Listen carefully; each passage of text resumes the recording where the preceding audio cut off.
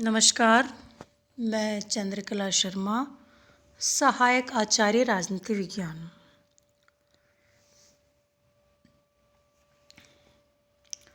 संविधान के द्वारा तीनों अंगों को शक्तियां प्रदान की गई हैं।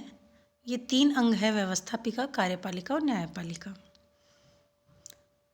शासन शक्तियों का दुरुपयोग प्रत्येक अंग ना कर सके, इसके लिए सामान्यतः कुछ व्यवस्थाएं अपनाई गई थी।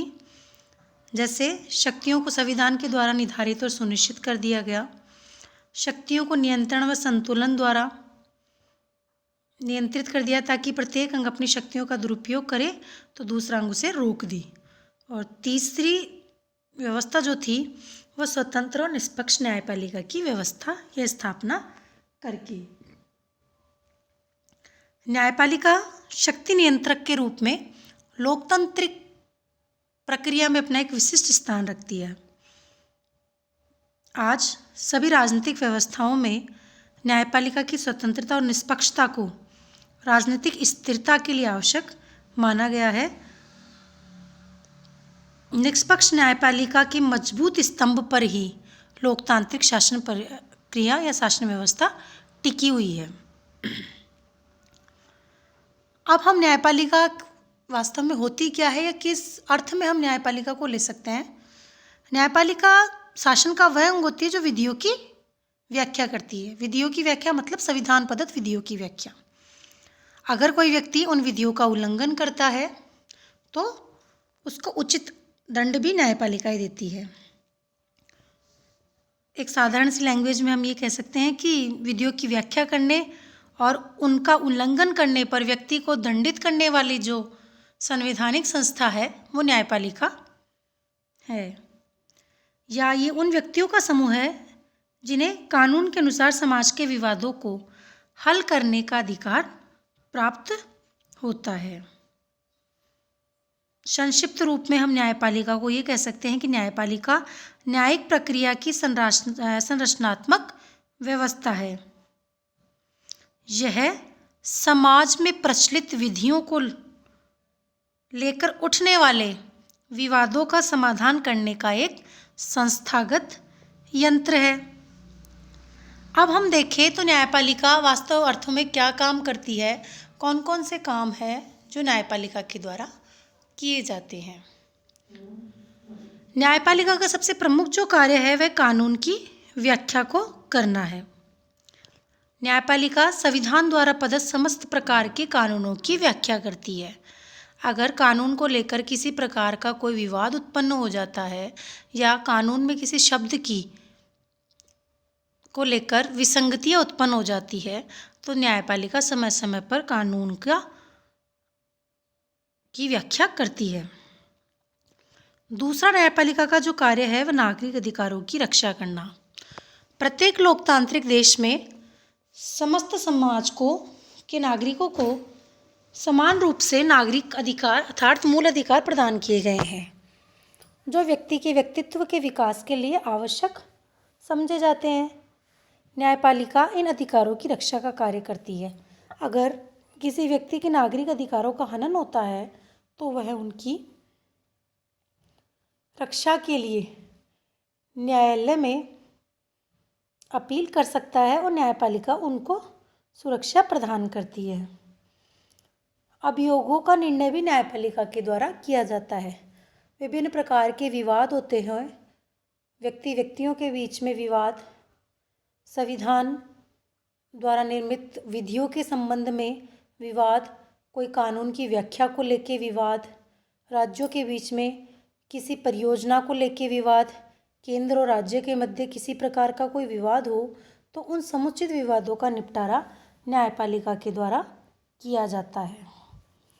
न्यायपालिका का एक प्रमुख कार्य जो है संघात्मक व्यवस्था की रक्षा करना भी माना गया है। संघात्मक व्यवस्था सामान्यतः हम देखते हैं कि जिन जिन देशों में अपनाई गई है वहाँ हम शासन का संचालन दो स्तरों से देखते हैं, केंद्र स्तर से और राज्य स्तर से।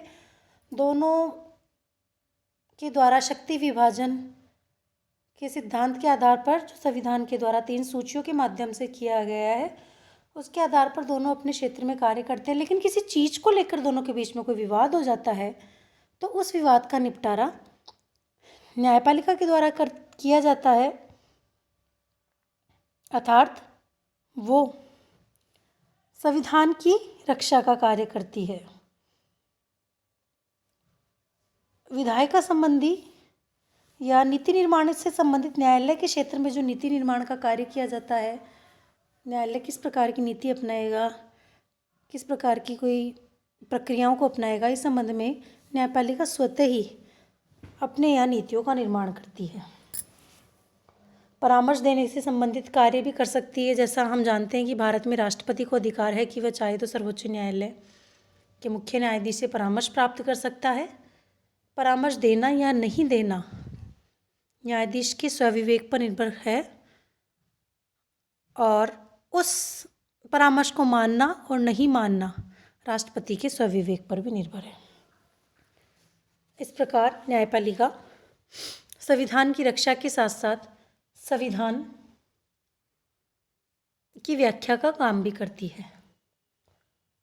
अब न्यायपालिका की स्वतंत्रता के लिए कुछ प्रयास भी किए गए हैं, जैसे न्यायाधीशों की योग्यता। न्यायाधीशों की योग्यता इसकी स्वतंत्रता के लिए सबसे महत्वपूर्ण अवयव है।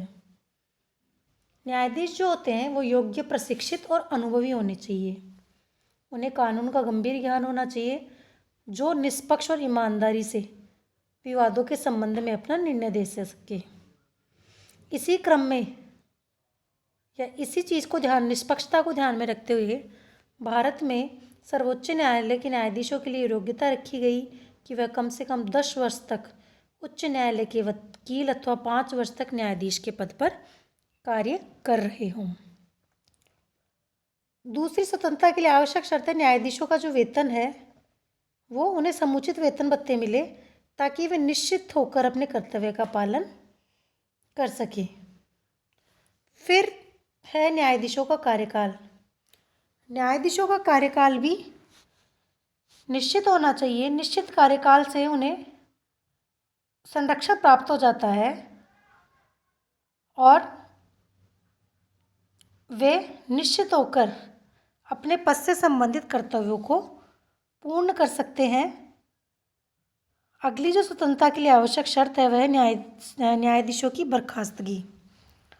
न्यायाधीशों को पद से हटाने की प्रक्रिया भी सरल नहीं होना चाहिए और इस हेतु जो प्रक्रिया अपनाई जानी चाहिए वह कठोर होनी चाहिए, ताकि इस प्रक्रिया का कोई दुरुपयोग नहीं कर सके। न्यायाधीशों को अपने पद पर तब तक बने रहना चाहिए जब तक वह कुशलता पूर्वक इस पद से संबंधित कार्य को कर सके। अब हम देखें न्यायपालिका का महत्व।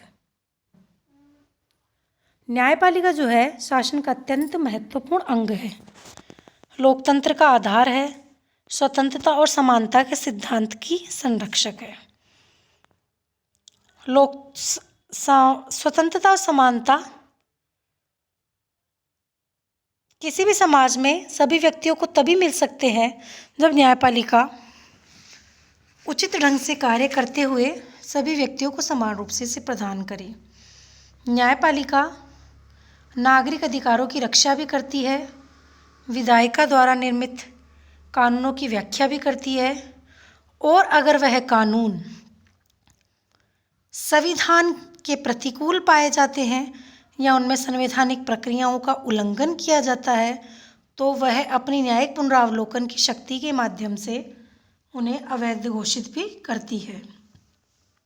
यदि सरकार, संस्था या कोई समुदाय कानूनों का उल्लंघन करता है तो न्यायपालिका उन्हें उचित दंड भी देती है। न्यायपालिका समाज और सरकार दोनों के मध्य समन्वय स्थापित करती है।